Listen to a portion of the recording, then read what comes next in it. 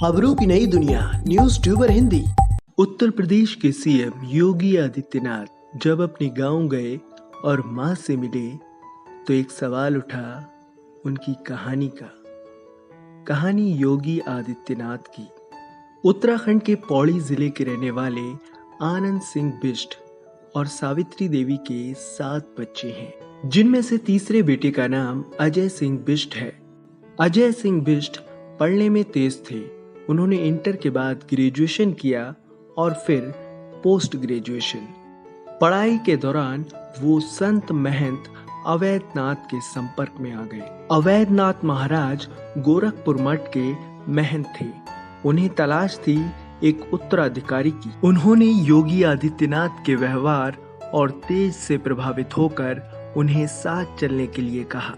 जीवन के मायने समझने और सन्यास से प्रभावित होकर अजय सिंह बिष्ट महंत अवैधनाथ के साथ चल पड़े। अजय सिंह बिष्ट ने मां को तो इस बात का इशारा कर दिया था, लेकिन पिता से कहा था कि वो नौकरी करने जा रहे हैं। गोरखपुर जाकर अजय सिंह बिष्ट ने जब संन्यास लेने का फैसला कर लिया, तब तक पिता इस फैसले से अनजान थे। अपने गुरु से दीक्षा लेने के बाद उनका नाम पड़ा योगी आदित्यनाथ। खबरों के मुताबिक योगी आदित्यनाथ ने संन्यास लेने के बाद इसकी सूचना पिता को देने के लिए पोस्ट कार्ड का सहारा लिया था।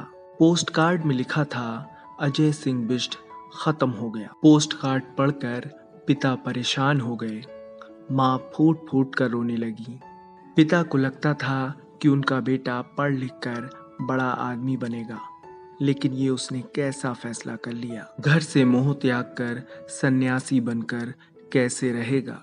माँ सावित्री देवी को भी बेटे का अलगाव सता रहा था। घर वालों को अगर किसी बात की संतुष्टि थी तो वो इस बात की थी कि उनका बेटा जो योगी बन गया है वो महंत अवैधनाथ जी के सानिध्य में है।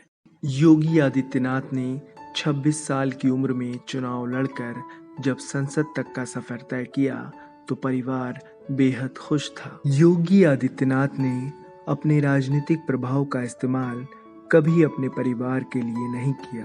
उनका परिवार आज भी एक साधारण से मकान में रहता है। उनकी बहन एक मंदिर के बाहर फूलों की दुकान लगाती है। एक भाई सेना में कार्यरत है। साल 2020 में कोरोना की लहर के चलते पिता का देहांत हो गया था। मार्च 2022 में दोबारा यूपी का मुख्यमंत्री बनने के बाद योगी आदित्यनाथ ने कहा था कि वो जल्द अपनी मां से मिलने जाएंगे, और जब मां से मिले तो बहुत भावुक हो गए।